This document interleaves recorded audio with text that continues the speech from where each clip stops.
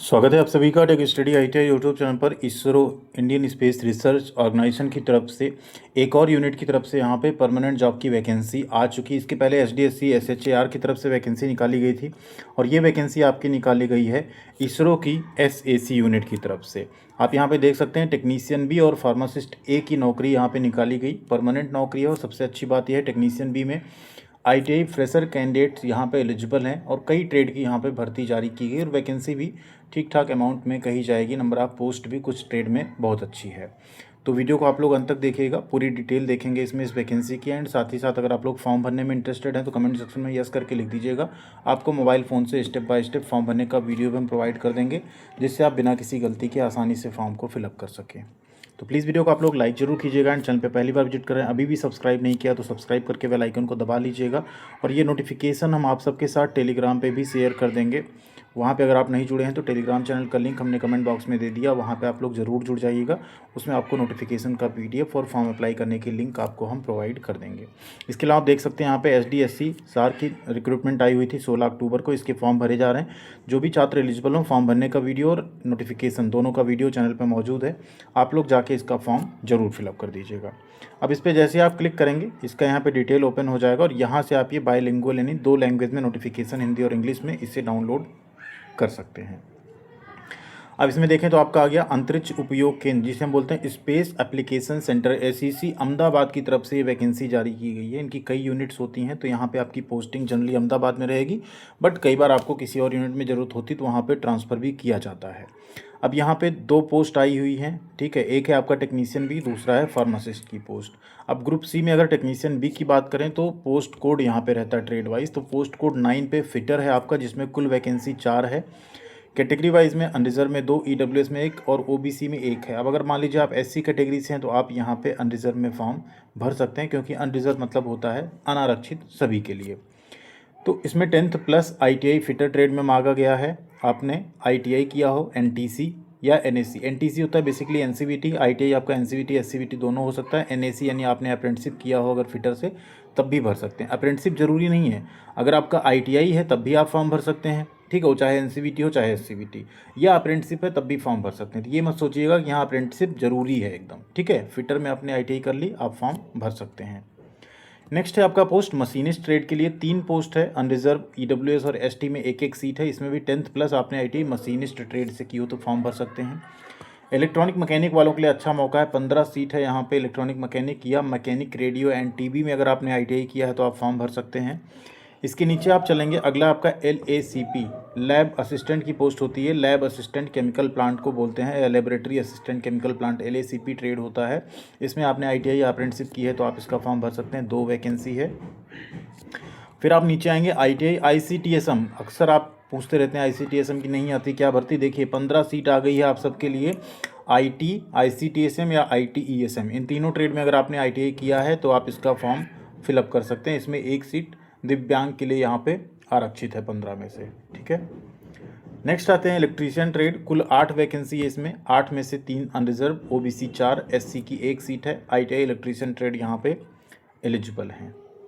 आगे आते हैं प्रशीतन एवं वातानुकूलन यानी आरएसी ट्रेड की भी भर्ती यहाँ पे है। टोटल वैकेंसी है 7, जिसमें मैकेनिक आरएसी की ट्रेड के छात्र अप्लाई कर सकते हैं फॉर्म।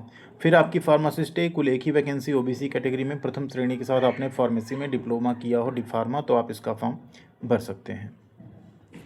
अब इसके नीचे कुछ रिजर्वेशन दे दिया गया, कहाँ कहाँ कौन सी पोस्ट में कितने छात्र यहाँ पर रिजर्वेशन किस किस कैटेगरी में पा सकते हैं, उसे आप लोग देख सकते हैं।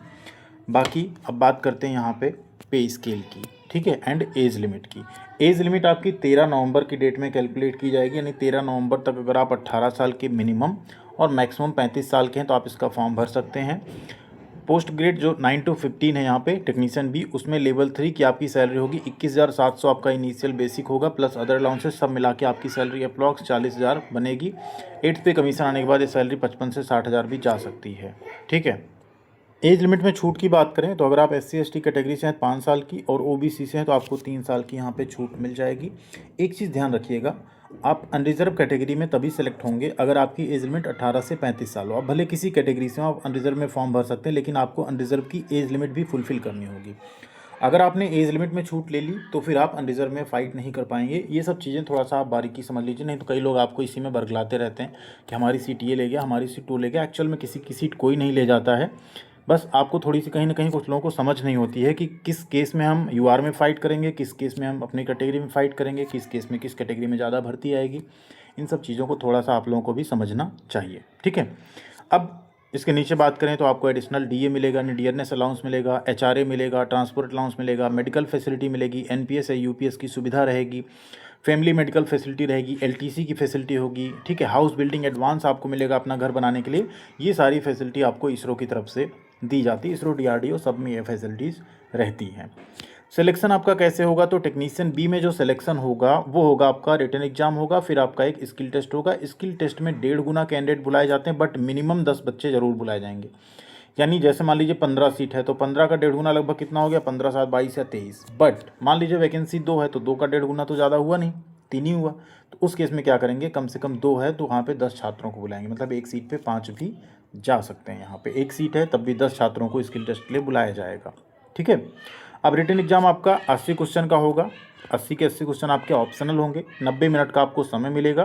0.33 1/3 की नेगेटिव मार्किंग होगी। और आपका जो सैद्धांतिक और प्रायोगिक ज्ञान है आईटीआई के सिलेबस का, सिर्फ उसी से क्वेश्चन पूछे जाएंगे। जीके जीएस यहाँ पे इसरो की तरफ से नहीं पूछा जाता है। स्किल टेस्ट में 1:5, सॉरी 1.5 गुना हम कह रहे थे ना, 1:5 है, मतलब एक सीट पे 5 छात्रों को, 1.5 गुना गलत है, बट कम से कम 10 छात्रों को बुलाया जाएगा, ठीक है। 1:5 है, यानी एक सीट पे 5। मान लीजिए 2 सीट है तो 2 पंचे 10, बट अगर एक है तब भी 10 बुलाए जाएंगे। 3 है तो 15, 4 है तो 20, 5 है तो 25। आप सबको पता है 5 के मल्टीपल में छात्रों को स्किल टेस्ट के लिए बुलाया जाएगा। अब पासिंग मार्क की बात करें, जिसका कि बहुत मीनिंग रह नहीं जाता, स्पेशली रिटन एग्जाम में 32 नंबर लाना अनरिजर्व को, 24 नंबर लाना है मिनिमम। बट ये पासिंग मार्क लाके आपका कुछ नहीं होगा, आपको 80 में से कम 70 का टारगेट लेके चलना होगा। इतनी कम सीटों पे आपको सिलेक्शन लेना है उस केस में। स्किल टेस्ट में 50% आपको मिनिमम लाना है, इसमें 40 लाना है। ये पास या फेल टाइप रहता है, इसमें कोई मेरिट नहीं बनती। मेरिट आपकी यहीं से बनेगी, इसमें आपको अच्छा नंबर स्कोर करना है, ठीक है। अब बात कर लेते हैं यहाँ पे फार्मासिस्ट, उसमें भी आपका लिखित परीक्षा कौशल परीक्षा ही होगी यहाँ पे। अब और नीचे आते हैं, कुछ महत्वपूर्ण सूचना यहाँ दी गई है, जैसे एग्ज़ाम फीस की बात कर लें, बाकी चीज़ों वैकेंसीज़ घटाई या बढ़ाई जा सकती हैं। एग्जामिनेशन सेंटर की अगर बात करें, कुल 18 शहर हैं यहाँ पे, इसमें अहमदाबाद है, बेंगलोर, भोपाल, भुवनेश्वर, चंडीगढ़, चेन्नई, देहरादून, गुवाहाटी, हैदराबाद, जयपुर, कोलकाता, लखनऊ, मुंबई, नागपुर, नई दिल्ली, रायपुर, रांची और तिरुवनंतपुरम। इनमें से आप कोई चयन कर लेंगे परीक्षा स्थल का और उससे आपको दिया जाएगा। जनरली वही आपको मिल जाता है, बट कई बार अगर नहीं मिलता तो अगला आपको सेंटर दूसरा दे दिया जाता है, बट आज तक ऐसा जनरली हुआ नहीं है, ठीक है। इसके अलावा पोस्ट कोड 16 जो है उसमें आपका है, अगर सीजीपीए आपको मिला हुआ है तो आपको उसे मल्टीप्लाई करके उसका जो है नंबर लिखना है। शैक्षणिक योग्यता के अंकों का पूर्णांकन करने की अनुमति नहीं है, था आपको जितना नंबर डेसिमल में मिला हो वैसे ही आप लिखेंगे। मतलब 72.70 या 75 है, 75 लिखिए, उसके 80 मत करिएगा आप लोग, ठीक है। ऐसा बताया गया फॉर्म भरते टाइम। परीक्षा केंद्र या स्किल टेस्ट जो भी रहेगा ये ईमेल के माध्यम से आपको भेजा जाएगा सूचना, ठीक है। ये चीज़ है, या आप ईमेल करते हैं कुछ भी करते हैं उसके लिए कोई बदलाव नहीं होगा। जब भी आपका एग्ज़ाम होगा यहाँ पे वो सारी चीज़ें यहाँ पे दी गई जो कि ज़्यादा बहुत मीनिंगफुल यहाँ पे नहीं है। हाँ, एक चीज़ आपको ध्यान रखना है, ये आपका कैटेगरी सर्टिफिकेट जो है ना वो लेटेस्ट होना चाहिए। जैसे ओबीसी हैं तो आपका 1 साल के अंदर का सर्टिफिकेट हो, ईडब्ल्यूएस हैं तो 1 साल के अंदर लेटेस्ट वाला हो, एससी हैं तो 3 साल से पुराना आपका ना हो। इन सब चीज़ों का भी आप लोग ध्यान दीजिएगा, ठीक है। इसके अलावा महत्वपूर्ण तिथियों की बात करें तो आज से ही फॉर्म भरे जाने स्टार्ट हो चुके हैं। अभी थोड़ी देर में आपको फॉर्म भरने का वीडियो भी हम दे देंगे, बट आप लोग कमेंट कर दीजिएगा। और 13 नवंबर यहाँ पे फॉर्म भरने की और फीस पे करने की लास्ट डेट है। फीस जो है आपकी 500 रुपये यहाँ पे लगेंगे। एग्ज़ाम में शामिल होने के बाद जनरल ओबीसी ईडब्ल्यूएस के 400 रुपये रिफ़ंड हो जाते हैं, और एससी एसटी के केस में पूरे 500 आपके रिफ़ंड हो जाएंगे। लेकिन आपको उसके लिए एग्ज़ाम में शामिल होना होगा। अगर आप नहीं शामिल होते तो आपका पूरा पैसा जब्त कर लिया जाएगा, ठीक है। ये कुछ कॉन्टैक्ट नंबर्स दिए गए हैं। बाकी आपको फॉर्म भरते टाइम क्या क्या ध्यान रखना है, क्या क्या डॉक्यूमेंट रखना है, किस किस साइज में आपको फ़ोटो वगैरह रखना है, उसे आप देख लीजिए। इसे आप फ़ोटो एडिटर एक ऐप आता है, हमने वीडियो में बताया भी हुआ है। डिस्क्रिप्शन में आपको वीडियो की लिंक भी मिल जाएगी, वहाँ से आप लोग देख के आसानी से अपने मोबाइल फ़ोन से ना जो जो कहा गया पिक्सल साइज सब कुछ आप कम ज़्यादा कर सकते हैं। तो उसे आप लोग ज़रूर सीख लीजिएगा, फॉर्म भरने में आपके बहुत काम आएगा वो, ठीक है।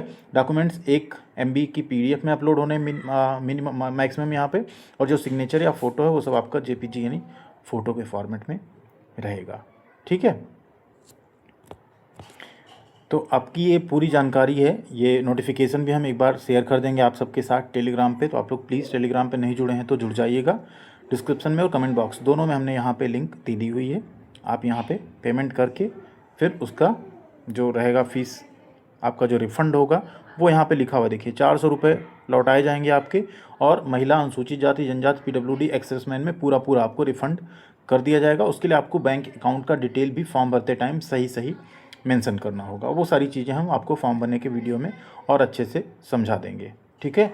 ये भारतीय नागरिक आवेदन करें, एक लाइन यहाँ मिल जाती है आपको, सभी पद अस्थायी लेकिन निरंतर रहने की संभावना है। देखिए कोई भी नौकरी आप ज्वाइन करते हैं ना, तो पहले वो प्रोबेशन पीरियड अस्थायी ही रहता है, बाद में परमानेंट होता है। इस पे मत जाइएगा कि अस्थायी है। जहाँ अस्थायी होता है वहाँ पे डियरनेस अलाउंस या ये सब चीज़ें वैसी नहीं दी जाती संविदा या आउटसोर्सिंग पे। तो ये परमानेंट जॉब है, ये चीज़ें लिखी रहती हैं। कभी कुछ ऐसा हो संभावना तो आप एटलीस्ट वहाँ पे वो ना कर पाओ कि हाँ क्लेम ना कर पाओ कि नहीं आपने तो बताया नहीं था, बट ऐसा होता नहीं है। ये चीज़ आप लोग ध्यान रखिएगा।